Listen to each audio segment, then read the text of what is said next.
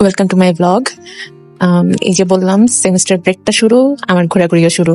So ঘোরাঘুরি পর্ব 1, নানার বাসা থেকে ঘুরে আসার পরেই চলে গেলাম ধানমন্ডি 4-এ পরের দিন।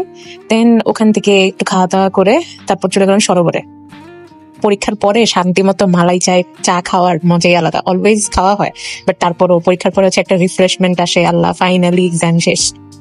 নর্মালি দেখবেন পার্ক বা কোনো জায়গাগুলো হলিডে যেগুলো থাকে, লাইক ফ্রাইডে বা যদি কোনো ন্যাশনাল ছুটিও থাকে, সো ওই দিনও কিন্তু অনেক মানুষ থাকে। সো বাট আজকে অন ডে ছিল, দেখি এত কম মানুষ। সরোবরে কখনো এত কম মানুষ থাকে না, মানুষ গিজগিজ করতে থাকে। সো সরোবর বসলাম, ভাবলাম এই গরমের ভিতরে যাবো না বোটানিক্যাল গার্ডেন, অ্যাজ শাবাব ভাইদের আসার কথা ছিল, ভাইদের সাথে গল্প করার কথা ছিল, বাট ওনারাও আই গেস বিজি ছিল। আমরা তারপর বোটানিক্যাল গার্ডেনে চলে গেলাম মিরপুরে। সো মেট্রোতে উঠে এই যে রওনা দিলাম। আজকে ভাবছিলাম যে মন যেটা চাবে টুকটাক এটা খাবো ওইটা খাবো সবগুলো একটু একটু করে টেস্ট করে দেখবো। সো এই যে ফানটা একটা দেখলাম, অ্যাপি ফিজের মতো আছে, বাট অ্যাপি ফিজের মতো না। অ্যাপি ফিজ মিষ্টিটা ব্যালেন্সড আছে, বাট এটাতে আমার একটু মিষ্টি বেশি লাগছে। তারপর চলে গেলাম বোটানিক্যাল গার্ডেন। এত গরম ছিল তখন, তো ব্যবসা গরম ছিল যখন গেছি। তারপর যখন আস্তে আস্তে বিকেল হচ্ছিল, আনবিলিভেবল। তখন ভাবি নাই যে এত সুন্দর বাতাস আসবে। তখন আমার মনে হয়েছে বান্দরবনে যে আমরা ঝর্ণার কাছে ছিলাম, সেই ফিলিংসটা তো আলাদা, যে সামনে ঝর্ণা দেখতেছি, আওয়াজ শুনতেছি।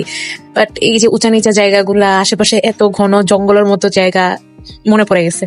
আমি এই জায়গাগুলোতে অনেক ঘুরতাম একটা সময়, বাবা মা ভাইরা মিলে। তো অনেক আগে, অনেক বছর আগে। তো এখন আবার সেই জায়গাগুলোতে গিয়ে না, পুরানো দিনগুলো মনে হচ্ছিল, যে এই জায়গাগুলো ছোটতে অনেক আসতাম, লাইক চিড়িয়াখানা, বোটানিক্যাল গার্ডেন, এই যে শিশু মেলা, এটা সেটা।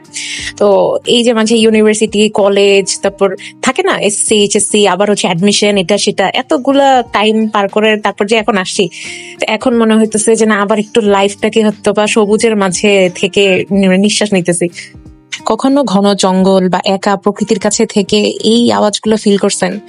এই যে গাছ নড়তেছে, বৃষ্টি পড়তেছে, এই যে পাখি ডাকতেছে, একদম কোনো আওয়াজ নাই, শুধু এই প্রকৃতির সাউন্ড গুলা ছাড়া। শাপলা বিল দেখে আসার পরে তারপর দেখলাম একটা জায়গা দিয়ে অনেকগুলো কৃষ্ণচূড়া ফুল না গাছ থেকে ঝরে ঝরে পড়তেছে। এত বাতাস ছিল, গাছগুলো নড়া দেখলেই বুঝতে পারতাম যে কতটা বাতাস ছিল।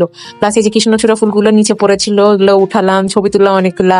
তারপর একটা জঙ্গলের মতো জায়গা, যে ভাবলাম সবাইকে একটু ভেবা চেকা খাওয়াই যে আমরা বান্দরবন চলে এসেছি।